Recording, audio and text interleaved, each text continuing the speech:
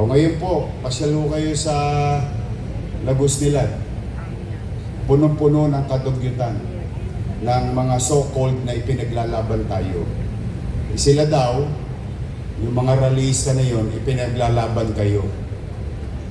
Kaya habang pinaglalaban kayo, okay lang na dumihan nila ang kapaligiran ng Maynila. That way, maybe they justify it. Kaya kayo, magsipag-ingat kayo sa pagsali-sali dyan sa mga grupo na yan. Ayan, tingnan ninyo. Baboy na baboy ang Lagos Nilad. Mano ba? Sila daw nakikipaglaban sa korupsyon, nakikipaglaban sa kawaldasan.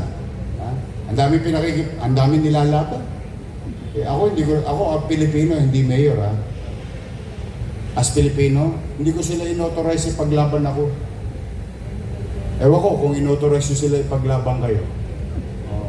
Ano yan self-appointed sa mga sarili nila. I pity the parents of those young individuals. Malungkot yun sa isang magulang na lumaki ang anak mo na talipandas. No? Malungkot yun. Kaya tayo lahat nakakaranas ng ganyan. Pero, what? Makita lang ngala-ngala nila sa kalsada, masaya na sila. Dumihan nila ang Maynila. Pabuyin nila ang Maynila. Ayun yata ang kasiyahan na itong mga batang ito at saka yung mga congressman na makakaliwa Yan yata ang kaligayahan nila. Dumihan tayo. It's up for you to judge because there will be a reckoning date for that. Come 2028. Kaya kayo, huwag kayo masyadong nadadala ng mga matatamis na salita. Yan ang epekto pag nalalagay sila sa pwesto. Baboy na baboy yun. Tingnan ninyo ngayon. Yung pininturahan. Alam niyo yung nagpipintura dyan? Para lang magkaroon kayo ng grasp, no? Yung pagpintura, madali. Pero habang nagpipintura ka, may rumaratsadang jeep. May rumaratsadang truck. May rumaratsadang sakyan.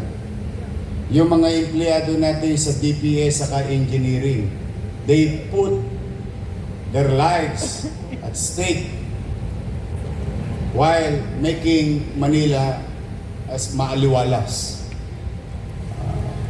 Ganun o, kasi minsan, pag nasanay na tayong normal na ginagawa, nakikipit balikat na lang natin yung pagpapahalaga. Parang, gawain naman nila yan, trabaho naman nila yan. Yes, trabaho naman, kaya lang, you have to give value to yung mga empleyado ng lungsod. Every mo masagasaan ka ng truck para mapinturahan lang ang pader, tapos malalaman mo yung rallyista, i-sprayan lang ng kung ano. May nahita ba sila? May nahita ba sila? Wala. May nagbago ba? Nung nag-rally sila kahapon? Wala. Pero sigurado ako may nagbago. Dumumi ulit yung Lagos Nilad. Yun, tiyak yun. Yun, kung yun ang klase ng pamumuhay nila, yung kadugyutan, sana wag na nilang dali sa Maynila. Because you, the people of Manila, deserves better. We deserves better. Marapat lamang na magkaroon ng maaliwalas at kapanatagan ng pamumuhay ng bawat Manileño. Alam mo masakit dito? Most of them dayo. Dayo na, nagdala pa ng kadugyutan sa Maynila. Kaya kayo, talagang anyway, someday, we will state their name, their organization, so that you will be reminded of whatever that you are doing, they throw it to the dogs. Tinatapon lang nila sa imbornal. Sad to say. I hope the country, because these people get elected countrywide, I hope that the people of this country will not elect these people. I hope. Kasi kayo din naman ang magre-reklamo kapag kadugyot. Tama? Gusto niyo ba ng dugyot? Gusto niyo ba ng mabaho? Gusto niyo ba ng magulo? Napaka-toxic na nga ng mundo. Nakikisali pa to. What we can do as government is to really excel from our field of undertakings. Each and every one of you. That is our share to the country as a city. That is our obligation to the people of Manila. But then again, nandiyan na yan, Andres, padala mo ulit yung bata mo ro, sana hindi masagasaan. Wala tayong magagawa. Kaligayahan nila na maging artist. Kala ko mga estudyante ito, mga to, ano pa to, artist. Sad to say, a bad Monday for us. Pero tingin ko, masayang-masaya sila ngayon.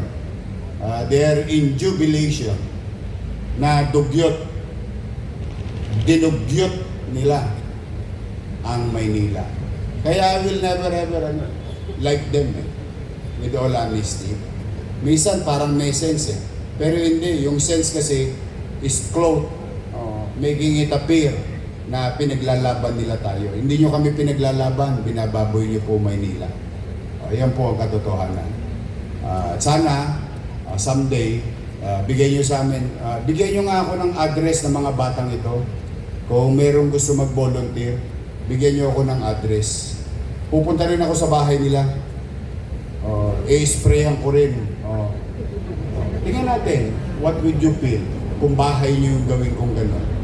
Pupunta ako sa bahay nyo, i-express ko yung damdamin ko, sabihin ko, talipandas ka.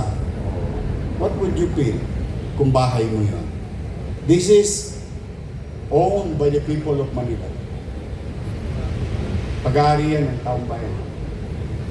At hindi ko mo pag-aari mo yan, nating lahat ay binibigyan ka ng karapatang sirain or babuyin.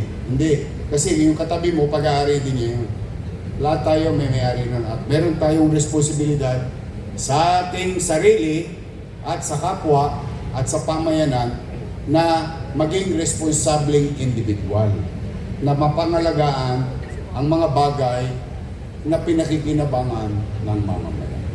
So that's the sad part of this Monday. But we move on with our lives. We're just gonna do our job. Sa taxpayers of the City of Manila, today, I'm going to spend money, acquire, pay, not for donation anymore, because hindi naman po pwedeng laging donate lang ng donate. Sa mga mamamayan ng lungsod ng Maynila, gagastusin ko po yung salapi ninyo. Bibili po ako ng balde-baldeng pintura at roller, at imbes na yung mga empleyado ng engineering at DPS ay patuloy na linisin yung sunog sa Parola, sa Pandacan, sa Intramuros, ibibigay namin yung panahon sa kanila para linisin po. So these are the cause and effect of this situation. Pero call naman ako. Matira matibay dito. Mangangawit kayong kaka-spray. At mahuhuli din namin. Alam mo, pag nahuhuli namin, iyakin naman. Walang biro. Nung hinuli namin, iyakan ng iyakan doon, no? Sa MPD, iyakan. Ito lang, nakakalungkot lang, no? Ganito na ba tayo ngayon? Pilipino, kapwa Pilipino. Pag nasa ibang bansa tayo, masunurin tayo. Pag nasa Pilipinas tayo, wala tayong papundangan. At wala tayong paggalang sa kapwa. Why? Too much rights.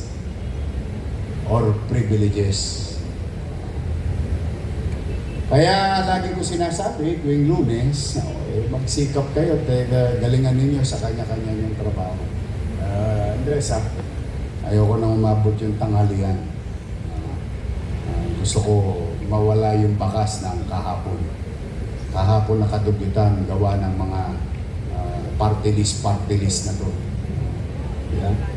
Pero hindi ko nga alam, baka iba sa kanila tumanggap din ng maleta. Hindi ko nga alam sa kanila, baka iba sa kanila nang agaw din ng may asawa ng may asawa. Totoo. May umamin na nga. Yeah? So ako, ang punto ko lang, bago tayo mangutya ng kapwa, tingnan natin na sarili natin sa salamin, ha? Baka mamaya, we'll never know. Baka mamaya, humawak din kayo sa kawali. Naulingan din kayo. I am no perfect. I am no angel. Si Jesus lang ang perfect. I make mistakes. And I try to, hopefully, makarecover sa pagkakamali ko at huwag kong ulitin muli. In our success, we expand. We innovate. Pinahaba natin ang kamay natin. I hope we can learn from we can learn from this, a lesson that we can learn for this, with this situation. So sa PRP, so baka yung bagong pintura nyo sa pader ng Manila Zoo. Nakita nyo na ba yung bagong pader ng Manila Zoo? Ang ganda-ganda.